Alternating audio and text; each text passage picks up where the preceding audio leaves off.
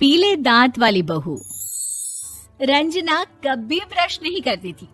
उसे कितनी बार उसके माँ बाप ने डांटा, लेकिन उसका कोई असर उस पर होता ही नहीं था, जिस कारण से उसके दांत पीले पीले हो जाते हैं। शादी के बाद। अरे बहू, वैसे तो तुझ में कोई कमी नहीं है, पर तेरे दांत इतने पीले कैसे हैं बेटा? कैसे मतलब? कोई सर्जरी थोड़ी ना कराई है। वो तो क्या नाम, मैं ब्रश नहीं करती थी तो पीले हो गए। अब क्या करूं? आप कहें तो लाल करवा लूं या फिर काले? यार ये क्या है, क्यों माँ से लड़ रही हो? लड़ रही हूँ? अरे मैं लड़ रही हूँ या ये बोल रही है कि दांत पीले हैं, पीले। अरे तपस्या थोड़ी ना की है इन्हें पीले करने के लिए। बकायदा ब्रश नहीं किया है 20 साल तक, तब जाकर। छी, कैसी बात कर रही हो? ये उस वक्त तो पीले नहीं थे जब हम लोग तुम्हें देखने आए थे। अरे तब साफ करवा लिया होगा डेंटिस्ट के पास जाकर। अब देखो कैसे पीले पीले लग रहे हैं। रंजना सास की तरफ गुस्से से देखती है।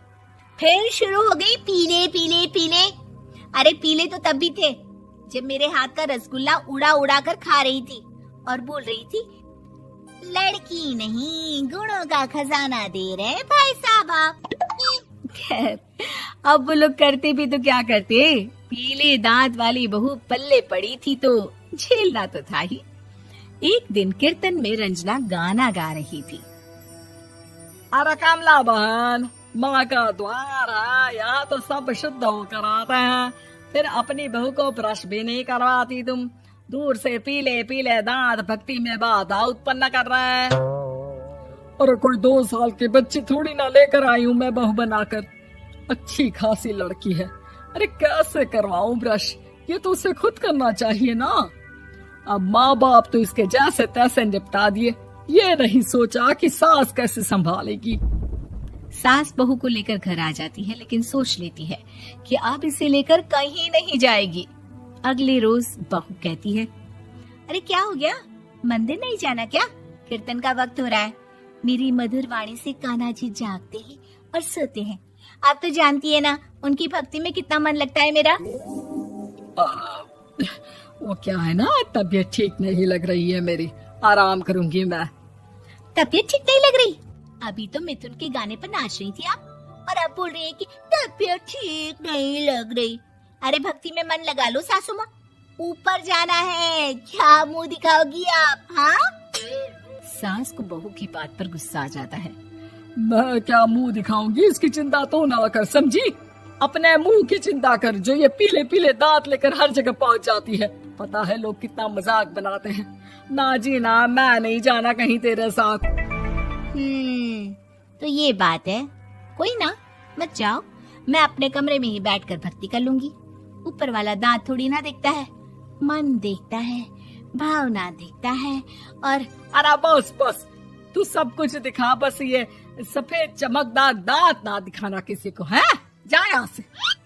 बहू को सास की बात का कोई फर्क नहीं पड़ता, वो तो जैसी थी वैसी ही रह जाती है। सुबह नहाकर किचन में खाना बनाना, फिर खाना खाना, कीर्तन भजन करना और सो जाना। एक दिन, माँ जी मैं सहेली के घर जा रही हूँ, शाम को लेट आऊंगी। हाँ हाँ तो जाना, मैंने कौन सा तेरी आरती करनी है घर पर बैठकर। रंजना सहेली के घर जाती है, जहाँ वो पार्टी में जाने की तैयारी कर रही होती है। अरे शिखा, कहाँ जाने की तैयारी कर रही है? मैं गलत वक्त पर आ गई क्या? अरे नहीं यार, उल्टा सही वक्त पर आ गया। मैंने ये साड़ी और ज्वेलरी निकाली है यार, शाम को इनके ऑफिस की एक पार्टी में जाना है। बताना कैसा लग रहा है ये सब? नहीं यार, इस ड्रेस के साथ तो वो वाली ज्वेलरी अच्छी लगेगी। हाँ हाँ सही बोल रही है, मैंने ध्यान ही नहीं दिया। वैसे तो हमेशा से मस्त फैशन सेंस रखती है। तो बड़ा जाती होगी ना पति के साथ पार्टी में। रंजना कुछ नहीं बोलती, बस सोचती है कि यार काश ये बात सही हो जाती, पर मैं क्यों नहीं जाती पार्टी में? क्या इन लोगों की कोई पार्टी होती नहीं होगी? रंजना घर आती है और रात में पति से सवाल करती है, एक बात बताइए, आप मुझे किसी पार्टी में क्यों नहीं ले जाते? क्या आपकी यहाँ ऑफिस में पार्टी नहीं होती? पति बेचारा क्या कहता कि दांत पीले हैं तुम्हारे इसलिए। अरे कोई पार्टी होती नहीं हम लोगों के ऑफिस में, तो कहाँ से लेकर जाऊं? और मार्केट, मॉल, कहीं वीकेंड घूमना, कहीं तो। अरे यार सारे हफ्ते में एक छुट्टी मिलती है, तो सोचता हूँ कि आराम ही कर लूं। क्यों? रंजना मन मार के रह जाती है। पहले कभी सास के साथ मंदिर जाया करती थी, लेकिन वो भी सास ने ले जाना बंद कर दिया। घर बैठी बैठी रंजना बोर हो जाती है। तभी उसे आइडिया आता है और वो मायके जाने का सोचती है। सासू माँ, 2 दिनों के लिए मम्मी के घर जा रही हूँ। अच्छा ठीक है, आराम से जा। और हाँ, माँ से कुछ अच्छी आदत सीख कर आना कि कैसे शरीर के हर भाग की तरह दांतों की सफाई भी जरूरी होती है, समझी? शुरू हो गई ना आप। वो लोग आपकी तरह नहीं है कि छोटी छोटी बात का बतंगड़ बना दे। उन लोगों के लिए मैं मायने रखती हूँ, ना कि मेरे पीले पीले दांत। रंजना माँ को बिना बताए उन लोगों को सरप्राइज देती है, लेकिन जैसे ही वो दरवाजे पर पहुंचती है, अंदर देखती है कि घर वाले कहीं जा रहे होते हैं। अब माँ, काश रंजना दीदी के दांतों वाली प्रॉब्लम नहीं होती, तो वो भी हम लोगों के साथ चलती ना बुआ जी की बेटी की शादी में।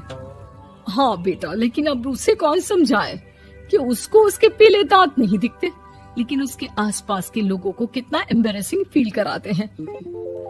मुझे तो कितनी बार उसके स्कूल की टीचर ने शिकायत की कि उसके साथ कोई लड़की बैठना भी नहीं चाहती, और ना ही कॉलेज में कोई उससे बात करना चाहता था।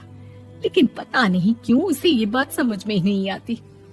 कोई कमी नहीं है उस लड़की में, बस यही कि दांत पीले हैं। वो तो भला हो जीजा जी और उनकी माँ का, जो दीदी को जैसी है वैसे ही रखा हुआ है। रंजना को अपने घर वालों की बात सुनकर बहुत दुख होता है। वो सोचती है कि वो क्या करे, लेकिन फिर वो सीधा डेंटिस्ट के पास जाती है, अपने दांत चमकाती है और कसम खाती है कि वो रोज ब्रश करेगी। अरे क्या हो गया? तुम तो 2 दिनों के लिए गई थी ना, पर कोई ना, अच्छा है, चलो आ गई तो। रंजना सास के सामने आकर खड़ी हो जाती है और पूरी स्माइल करती है, उसके चमकदार दांतों को दिखाती हुई। हैं? चले मंदिर। माँ, मुझे माफ कर दीजिए, मैंने आप लोगों को बहुत एम्बैरेसिंग फील करवाया। मैं आज से रोज ब्रश करूंगी।